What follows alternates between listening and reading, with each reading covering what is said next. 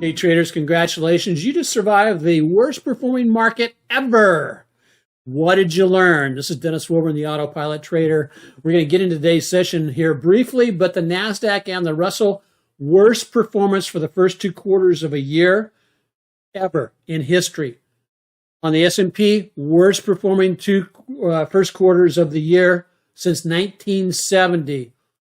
Is there a silver lining to this cloud? I mean, what the heck is going on? Are we just going to continue to dive? But we'll take a look at today's charts and we'll see what's going on. Let's get going. I love what I love what we've been seeing. Remember that all the materials we do present are for training purposes. Traders should always paper trade any new method prior to the risk of their own personal capital. Let's jump right over into the charts. There's a chart of the S&P and actually the SPY. I basically last weekend was saying, as we were watching the price action take off and come up and hit this new high, this was on, here's Friday, here's Monday of this week. I said, this looks a heck of a lot like it could be a bull trap. And sure enough, the bull trap closed.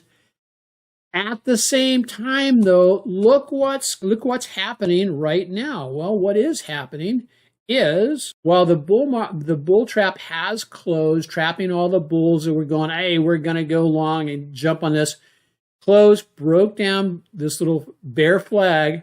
Well, look what we get today. Now, this may be just end of quarter type of issues where we have a spinning top, where we came back and tested some support over here on the left-hand side. If we threw a Fibonacci on this is about a 50% retracement of the low to high move of that bear flag, Spinning top. What is a spinning top in candlestick jargon? It is a day of indecision. So that's exactly what we had. S&P stopped. What's going to happen next? We could very well get a reversal and a spin back up. And this is the way, bottoms are shaped, where we could, if we get a move above the high of today, watch for us to go back up and test the 390 level and also the downtrend line. And that may give us enough range here for the acceleration and momentum to go blowing through that, which could set us up very nicely for the end of the year. Because one of the things that is kind of close hold information that people don't tell you is that oftentimes when you have a very poorly performing first half of the year, the second half of the year can tend to have some excellent gains, like in plus 20% range. And so with the autopilot trading, we're in really good shape because we can basically take the profits that we are currently sitting on, because I am totally in cash now, folks. I am ready to pounce when the time is right. And so I'm sitting on the profits, sitting on cash, waiting for my 3-step setup that I utilize to get me into trades. And so that's what we're looking at with the S&P. What's next? The Nasdaq. Did the Nasdaq give us anything better to look at? And the answer to that is, yeah, kinda. Similar type behavior. Look what happens, and I'll blow this up for us as much as I possibly can. The price action today came down, fell down to here. Look to your left. That's a gap up window, which is a strong level of support.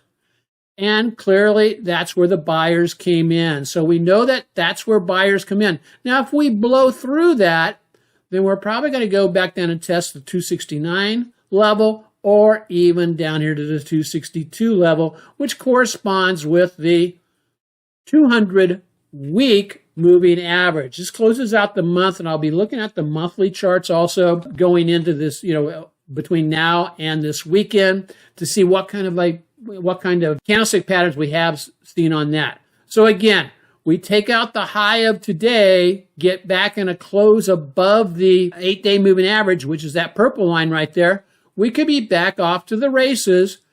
And this applies to both the S&P and the Nasdaq. What does it give us? It gives us what is called a with potential higher low. Higher low. And if we combine that with the higher high there, we're back in an uptrend.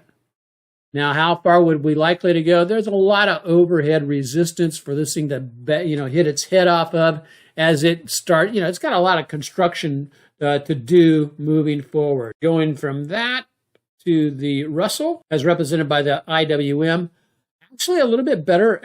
I like this candlestick a little bit better. Spinning top at past support or a past support zone.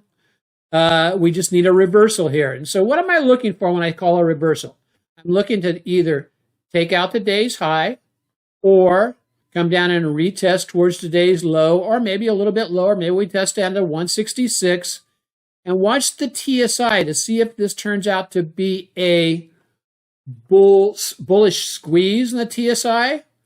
And in other words, see, because it hasn't really crossed hard to the downside as we pulled back for 3 days. So nice strong move down.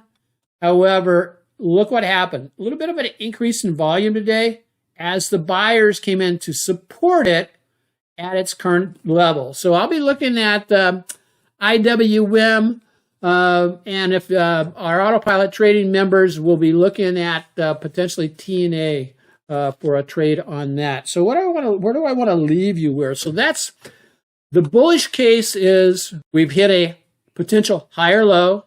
We reverse out of this, and we could be back to the races. At least when I say back to the races, back up into this level here, which is the downtrend line. That's it. I mean, that's the initial profit target. The bearish case is that we've had the bull trap, and now if it fails below the lows of today, watch for it to go down to the 162.70. What is that? 162.70 level? Yeah, 162.78. And then it could, if that fails, look for it to go ahead and drop on down here to the 153. Just be aware the Russell, the IWM, likes to move in $10 increments. It's kind of interesting. It's been that's been its personality for a long time. So that's where we're sitting as of this evening. I'm looking at, I will throw out one stock for you to take a look at, Palo Alto Networks. It's got earnings coming up. What do I have here? Strong move on TSI coming back to the zero line. That oftentimes is, if it's coming from above to below, that's often from above down. That's oftentimes a level of support for momentum. A nice 3-day pullback, bullish engulfing. So we got this nice little triangle working here. If it blows out the top of that triangle, then we're probably going to go back up to, about $30, about the 534 level. And it has earnings coming up on 8/22.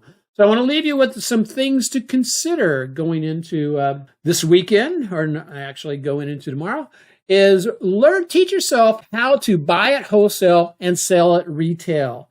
And this is something you can be practicing, while the market has been, showing, just been a really tough market to trade. Sometimes it's best just to put your chips away, don't trade the market, and learn something from what the market's doing. One of the things I think is very important is learn how to basically buy at wholesale and sell at retail. One of the ways you can do that is learn how to target shoot your entries. Target shooting entries is defining a level of prices that are represented as wholesale prices. In other words, just because a stock or an ETF makes a bullish move, it doesn't mean you go out and buy immediately. Recognize you control where you enter a trade.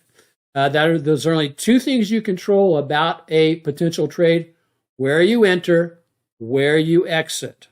That's all you control. That may sound a little bit strange, but your exit, you either have a stop loss or you hit your profit target. That's what I mean by controlling. Number 3, don't chase more than a set amount if you're going to chase at all. I would say, sometimes it's 25, 50 cents or so to chase a price, but don't keep chasing it up. The market makers love it when they find somebody to chase prices moving up. And what happens as soon as it gets to their predefined wholesale or retail price where they want to sell. They'll sell it to you, and then all of a sudden it reverses and slings down to the downside, and you go, what the heck just happened?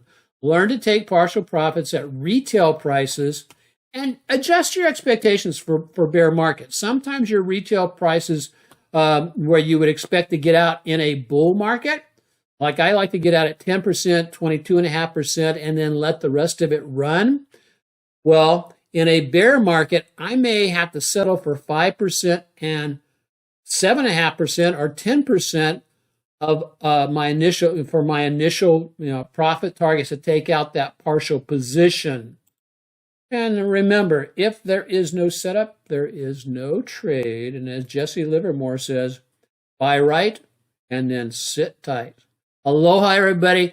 If you enjoy this video, please give us a thumbs up. Subscribe to the YouTube channel. We've got some really cool stuff that's going to be coming down line for the autopilot trader and autopilot traders in the very near future. And so I'm really excited. Somebody's been showing me some of the stuff that's coming online. I'm just going, whoa, this is totally cool. And I think you're going to really love it. Leave a comment down in the section, even if it's just say, hey, Dennis, you're doing a great job. I'd really appreciate that. And again, let us know what you think, and so that we can continue to provide good content for you as a trader to help you learn to trade your way to financial freedom. Aloha, and God bless everybody.